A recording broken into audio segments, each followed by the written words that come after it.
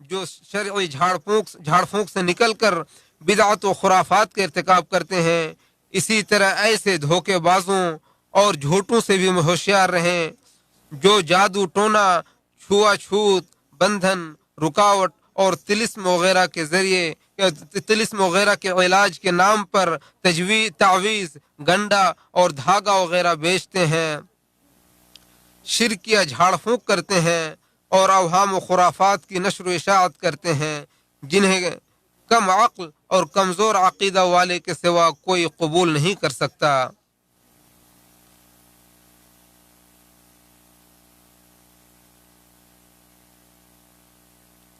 عمران بن حسین رضی اللہ عنہ سے روایت ہے کہ نبی صلی اللہ علیہ وسلم نے فرمایا، وہ شخص ہم میں سے نہیں ہے جو بد فالی لے یا جس کے لیے شگون نکالا جائے، جو جادو کرے یا جس کے لیے جادو کیا جائے، جو گرہ لگائے یا جس کے لیے گرہ لگایا جائے، اور جو شخص کسی جوتشی کے پاس جائے اور اس کی باتوں کی تصدیق کرے تو گویا اس نے محمد صلی اللہ علیہ وسلم کی شریعت کا انکار کیا۔ اسے بزار نے روایت کیا ہے۔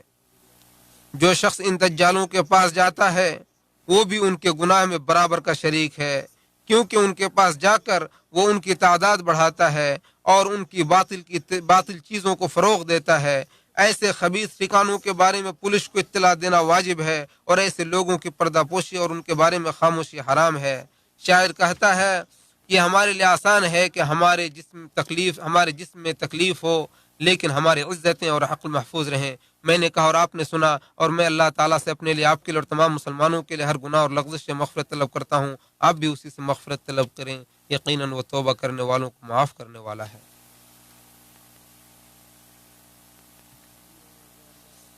تمام تعریفیں نعمتوں والے اللہ کے لیے ہیں، جس نے نگاہیں عطا کی، اور اللہ تعالیٰ جسے چاہتا ہے زیادہ دیتا ہے اور جسے چاہتا ہے اپنی نعمتوں کو روک دیتا ہے۔ اور میں گواہی دیتا ہوں کہ اللہ کے سوا کوئی معبود نہیں، وہ اکیلا، اس کا کوئی شریک نہیں، اور میں گواہی دیتا ہوں کہ ہمارے سردار محمد صلی اللہ علیہ وسلم اس کے بندے اور رسول ہیں۔ درود و سلام نازل ہو ان پر بہت زیادہ، قیامت کے صبح تک بہت زیادہ درود و سلام نازل ہو۔ اے لوگوں، اللہ کی اطاعت کرو اور اس کی نافرمانی نہ کرو۔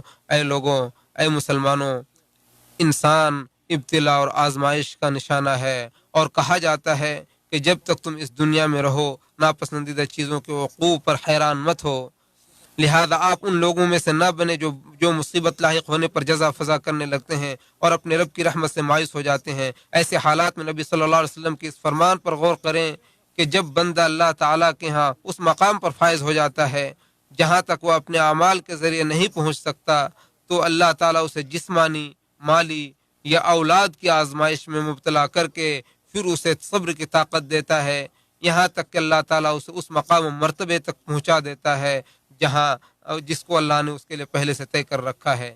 اسے ابو داؤد نے روایت کیا ہے۔ کسی سلف کا قول ہے کہ اگر دنیا کی مصیبتیں نہ ہوں تو ہم قیامت کے دن مفلس بن کر حاضر ہوں گے۔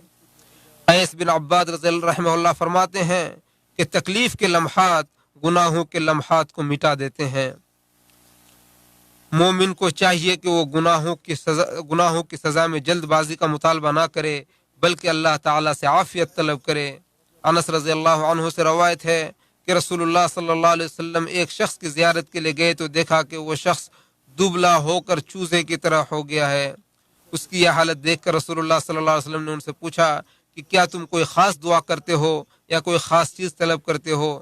انہوں نے کہا ہاں، میں یہ دعا کرتا ہوں کہ اے اللہ، تو مجھے جو سزا آخرت میں دینے والا ہے اسے تو دنیا ہی میں دے دے۔ رسول اللہ صلی اللہ علیہ وسلم نے فرمایا کہ سبحان اللہ، تمہارے پاس اس کی طاقت نہیں ہے، یا یہ کہا کہ تم اسے برداشت نہیں کر سکتے، تم یہ دعا کیوں نہیں کرتے کہ اے اللہ تو ہمیں دنیا میں بھلائی عطا فرما اور آخرت میں بھلائی عطا فرما اور ہمیں جہنم کے عذاب سے بچا لے۔ راوی کہتے ہیں کہ اس شخص نے یہ دعا کی تو اللہ نے انہیں شفا عطا فرمایا۔ اسے مسلم نے روایت کیا ہے۔ شاعر کہتا ہے کہ اگر میں بیمار ہو جاؤں، اگرچہ میں بیمار ہوں لیکن میرا صبر بیمار نہیں ہے، اور اگرچہ مجھے بخار ہوا لیکن میرے عزم کو بخار نہیں ہوا ہے، اور اگر میں بچ بھی جاؤں پھر بھی میں ہمیشہ باقی نہیں رہوں گا، بلکہ موت کے ایک فندے سے بچ کر دوسرے فندے کے حوالے ہو جاؤں گا۔ درود و سلام بھیجیں تمام مخلوقات کی سفارش کرنے والے نبی صلی اللہ علیہ وسلم پر، کیونکہ جس نے نبی صلی اللہ علیہ وسلم پر ایک بار درود بھیجا اللہ تعالیٰ اس پر 10 مرتبہ رحمت نازل فرماتا ہے۔ اے اللہ تو اپنے نبی کو جو خوشخبری سنانے والا اور ڈرانے والا اور قیامت کے دن سب کی سفارش کرنے والا ان پر درود و سلام نازل فرما، اور ان کے تمام اصحاب پر درود و سلام نازل فرما، ان کے ساتھ ساتھ اے اللہ تو ہم پر بھی درود و سلام نازل فرما۔ اے اللہ تو اسلام کو اور اہل اسلام کو غلبہ عطا فرما، اور شرک اور مشرکوں کو ذلیل و رسوا فرما۔ اے اللہ تمام مسلم ممالک سے اختلافات و انتشار کو ختم کر دے۔ اے اللہ تو ہمارے حاکم وقت خادم حرمین شریفین کو اپنی پسندیدہ کام کی توفیق عطا فرما، اور اس کی پیشانی پکڑ کر اس کے خیر کے کاموں میں لگا دے، اور اس کے ولی عہد کو بھی مسلمانوں کے خیر کے کام کی توفیق عطا فرما۔ اے اللہ تو ہمارے حدود کی حفاظت فرما، ہماری فوجیوں کی مدد فرما۔ اے اللہ تو ہم میں جو بیمار ہیں ان کی شفا عطا فرما، ہم میں جو مر گئے ان کی مغفرت فرما۔ اے اللہ تو ہم میں جو بیمار ہیں ان کو شفا عطا فرما، ہم میں جو گزر گئے ہیں ان پر رحم فرما۔ اے اللہ جو ہماری دشمنی کرتے ہیں ان کے خلاف تو ہماری مدد فرما۔ اے اللہ تو ہم پر کسی کو ہنسنے کا موقع نہ عطا فرما۔ اے اللہ تو ہمارے خلاف کسی کافر کی مدد نہ فرما۔ اے اللہ تو ہمارے والدین کو بخش دے۔ اے اللہ تو ہماری ماؤں کو بخش دے۔ اے اللہ تو ہمارے والدین پر رحم فرما، جیسا کہ انہوں نے ہمیں بچپن میں ہماری تربیت کی۔ اے اللہ تو ہماری دعاؤں کو قبول فرما، اے سننے والے، اے عظیم اور اے رحم کرنے والے۔